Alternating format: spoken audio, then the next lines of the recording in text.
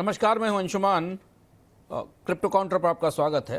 Global crypto बाजार पर राजनीति भारी है। सुबह मजबूती थी, लेकिन शाम तक बाजार लाल निशान में पहुंच गया। हालांकि इथीरियम पर यूजर एक्टिविटी रिकॉर्ड स्तर पर है। ट्रांजैक्शन फीस कई सालों के निचले स्तर पर है। इसका मतलब है कि नेटवर्क मजबूत है। कीमतें थोड़ी शांत दिख रही हैं।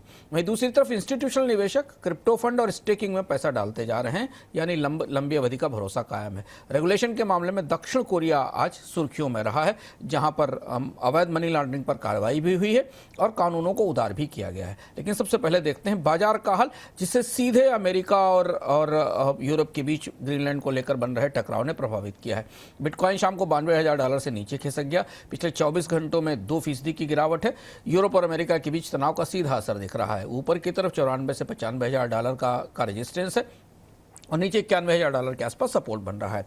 फ्यूचर और ऑप्शंस में पोजीशन ज्यादा हैं, इसलिए आने वाले दिनों में उतार चढ़ाव बना रह सकता है। इथीरियम भी करीब 2% की गिरावट के साथ शाम को $3100 के आसपास ट्रेड कर रहा था। भारतीय समय के अनुसार 6 बजे के रेट से ऑन चेन इस्तेमाल तेजी से बढ़ा है। इथेरियम का $3000 से $3200 पर रजिस्टेंस है और $2700-2800 का मजबूत सपोर्ट माना जा रहा है। स्टेकिंग ज्यादा होने से एक्सचेंज पर उपलब्ध सप्लाई घट रही है, लेकिन कीमतों पर उसका असर नहीं दिख रहा है। सोलाना भी दबाव में $130 से नीचे है, क्योंकि पिछले 30 दिनों में करीब स्टेबल कॉइन सप्लाई करीब $2.7 अरब कम हुई है।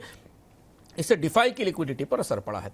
बड़ी प्लेयर्स की इंस्टीट्यूशनल की एक्टिविटीज़ में अगर आप देखें तो पिछले हफ्ते क्रिप्टो निवेश प्रोडक्ट्स में निवेश करीब $217 बिलियन का था।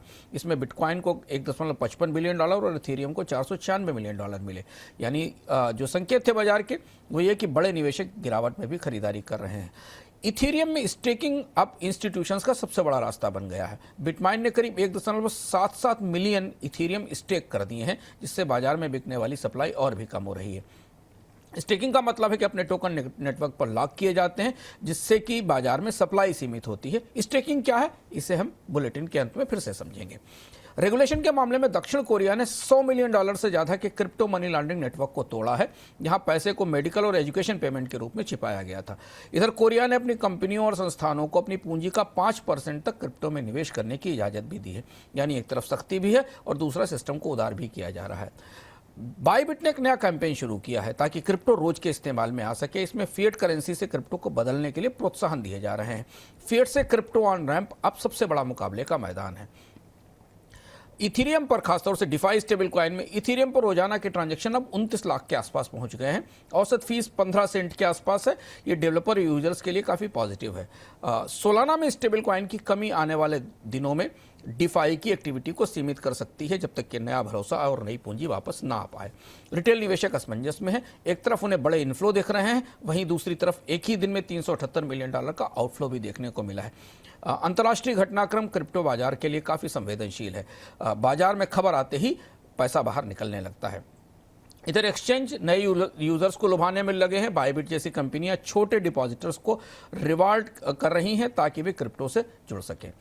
अगले 48 से 72 घंटे का आउटलुक पूरी तरह टैरिफ और जियोपॉलिटिक्स पर निर्भर रहेगा। अमेरिका और यूरोप के भी ग्रीनलैंड को लेकर बढ़ते टकराव की खबरों से क्रिप्टो में तेज उतार चढ़ाव हो सकता है।